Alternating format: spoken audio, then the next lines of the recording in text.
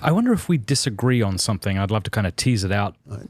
Have you heard of the language of intrinsic evil? This is what the church teaches. It just means that there are certain things, certain objects chosen by the will that cannot be remediated by intention or circumstance. Okay. And it sounds like you agree with it because earlier on you said there's no possible universe in which bringing down an axe on an old woman's head could be justified. That's right. You can't say, well, his intention was to free her from suffering, or the consequences were that her sister, let's say in a different world, became rich and people benefited. Right. And in fact, that is actually one of the things that they talked about at the pool hall before he makes the murder. If you remember, he tries to justify it, saying that she's soming of a leech on society.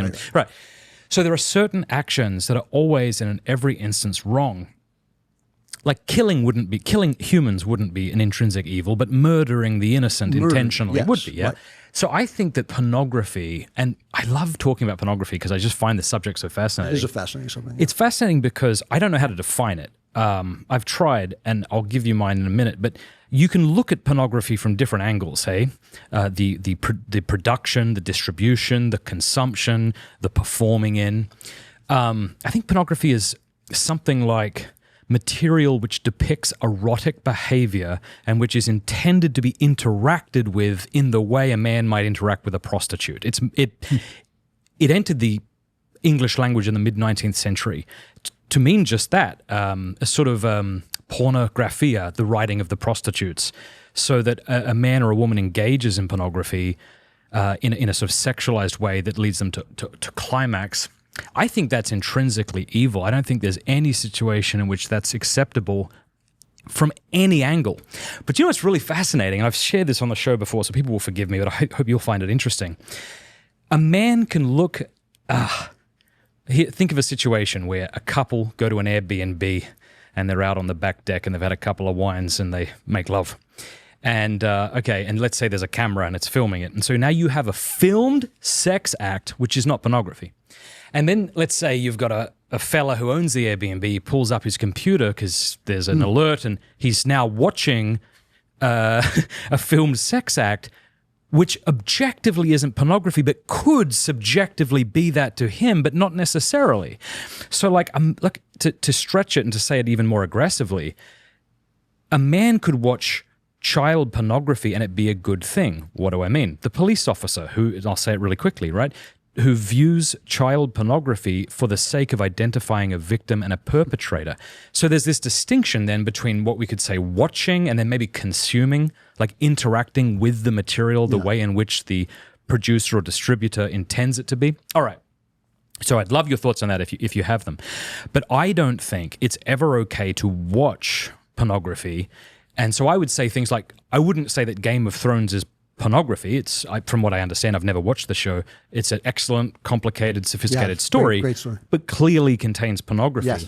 So I think it's always wrong to consume that.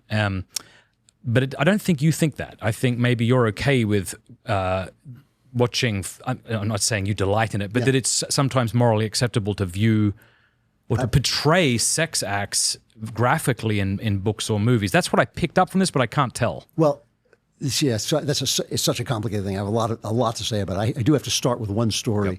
When I first moved in with the girlfriend who is now my wife of 50 years, we had this little place on a narrow street in Manhattan, and across the street, this beautiful couple moved in and started making love next to an open window.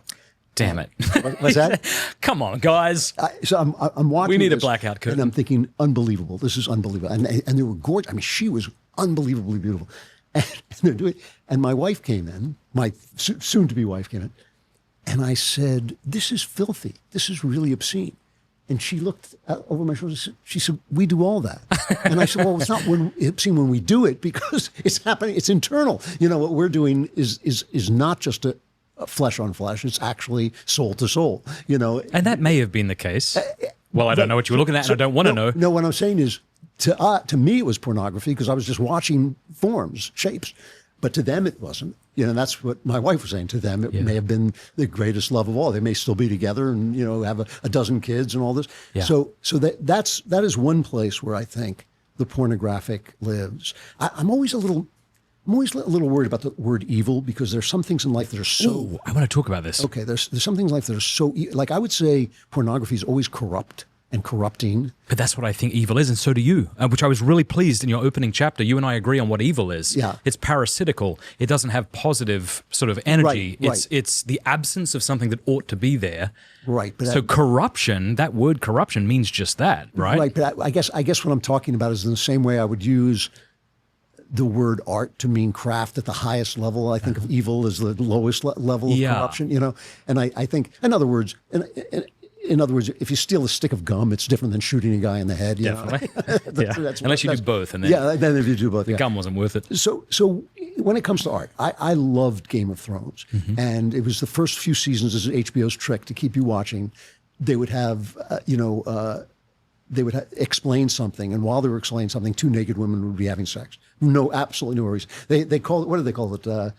Sex position, because it's expositional dialogue explaining the story, and then they just have these two women banging each other for no reason. And at one point, I was watching it with my wife, and I turned to my wife and I said, "Put your shirt on, sweetheart. I can't hear the dialogue." It's like, so I found that exploitative. I found it wrong. Right. I found it difficult. But I knew it wasn't going to do anything to me. I mean, I know myself well enough at this point that, like, I said to a friend, "You should be watching this." And he said, "I can't because I get addicted to porn." Right. And I said, "Then you shouldn't be You watching need to know yourself. Yes. But I guess for me, I thought, I love stories so much, and they mean so much to me, and they do so much good for me, that I thought, like, all right, I get it, HBO. I know these guys. I know the people who run HBO. I know what they're thinking. It just didn't bother me in that way. I've seen very, very few nude scenes that were necessary.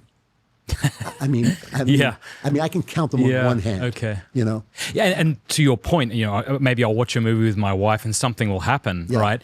I'm like, okay, because I need to do that. Yeah. She doesn't need to do that. Yeah. Because she's not consuming, she's watching. Right. There's the distinction. I remember one of my mates from high school, he went home after school and found his mother had found his porn collection and was cutting up so this woman's clearly not guilty of consuming pornography, even though she saw exactly what he saw. Yes. It's something about the reduction of the human person to an object for my selfish gratification. So, all right, keep going. So, and I think it's very, very different in novels than it is in movies. And Alfred Hitchcock said the two things you should never film, and he filmed both of them, but he said two things you should never film are prayer and sex. And he didn't say why, but my conclusion was he meant because they're internal acts, and when you show them, you're not showing it. And this is one of my problems with the movies in general, by the way. The moment when two people fall in love is almost always represented as a sex scene in modern movies. And you think, like, well, I sort of see that, in terms of storytelling, but in terms of what I'm watching, it's corrupt, because that's not what happens when you fall in love. It's not always the moment that you go to bed. In fact, hopefully it's much later than that, but still, I understand they're representing something, but it's a false representation. I think it is corrupt. In books, you can write the inner life of somebody. And one of my many run-ins with Christian readers was in a fantasy trilogy I did called Another Kingdom, where at one point the hero becomes corrupt.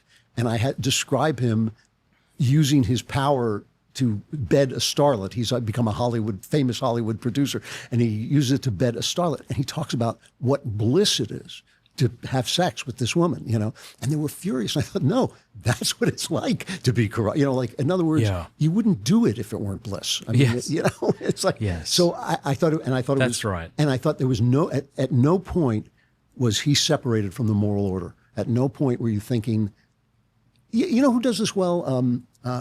Martin Scorsese. Because he's at least a lapsed Catholic. He may actually be a believing Catholic, I don't know. But he made a movie called The Wolf of Wall Street, which is so riddled with sex. Yeah, so I couldn't and wouldn't watch it. And Robbie, but I hear it's great. I'm sure Leo DiCaprio is brilliant. And Margot Robbie is in it naked, and she is mind-shatteringly beautiful. At the end of the movie, all you can think is, I never want to live that life.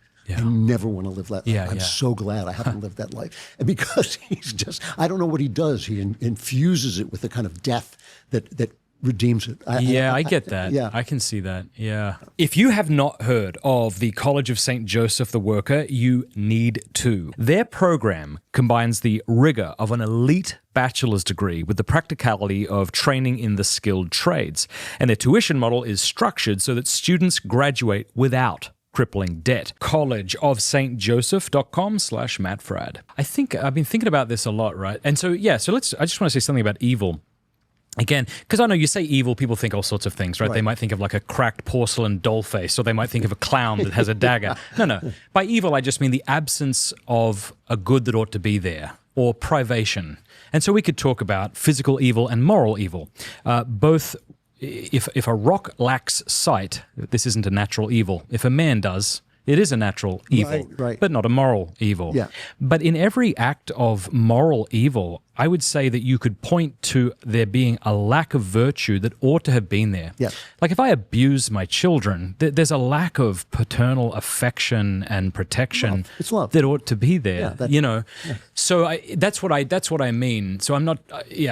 So it's maybe more of a kind of like, in the philosophical sense of when I say that pornography is evil, I think there's a lack of a good that ought to be there. But so someone might say, all right, Matt, like you say that pornography is intrinsically evil, and so therefore you shouldn't be depicting it.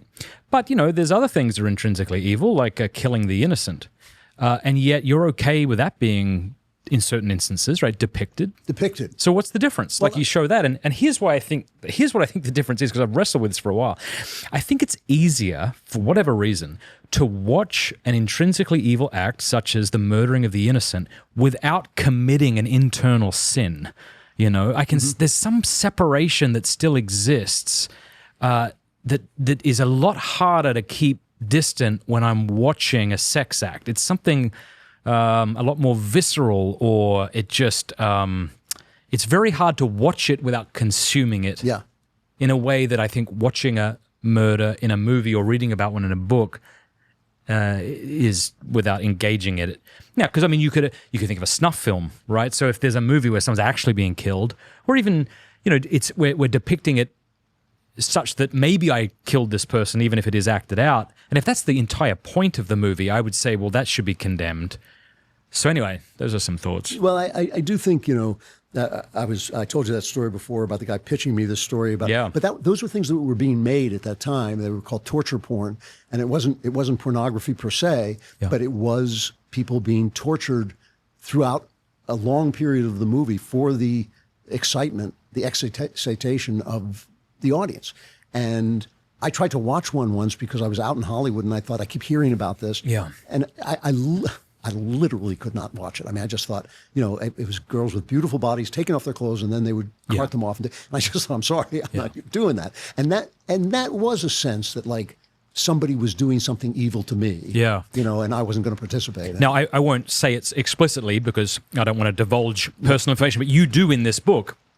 You talk about, watching certain things that you went down that rabbit trail. It's raining, but we've got really good microphones, so hopefully they won't hear it. But are you of the opinion that no one should ever watch pornography? Am I? Yeah. Good. Okay, cool. Yeah. Me too. Thanks very much for watching that clip. You can click the link below if you want to watch the full interview, and don't forget to like and subscribe to the channel.